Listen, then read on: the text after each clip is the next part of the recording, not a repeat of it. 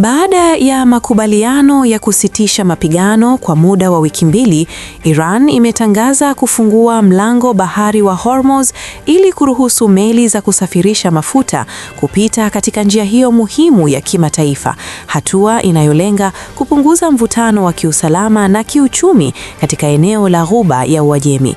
Taarifa hiyo imeripotiwa na kituo cha televisheni cha Al Jazeera kikieleza kuwa uamuzi huo unafuatia kauli ya Rais wa Marekani Donald Trump aliyesema mashambulizi dhidi ya Iran yatasitishwa endapo njia hiyo itafunguliwa kikamilifu, haraka na kwa usalama. Waziri wa mambo ya nje wa Iran, Abbas Araghchi, amethibitisha kuwa usafirishaji wa mafuta kupitia mlango wa Hormuz utaendelea kwa kipindi hicho cha wiki mbili kwa kushirikiana na vikosi vya ulinzi vya nchi hiyo.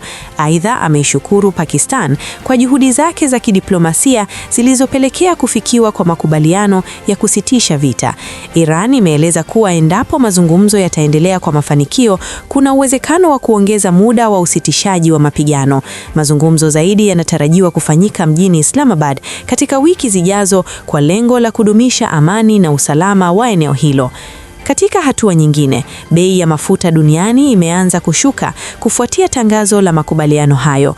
Hadi mapema Jumanne, pipa la mafuta lilikuwa likiuzwa kwa dola 103.42 katika soko la kimataifa, huku mafuta ya Marekani yakifikia dola 103.25 kwa pipa, ingawa bado viwango hivyo ni vya juu ikilinganishwa na kabla ya kuanza kwa mzozo huo Februari 28.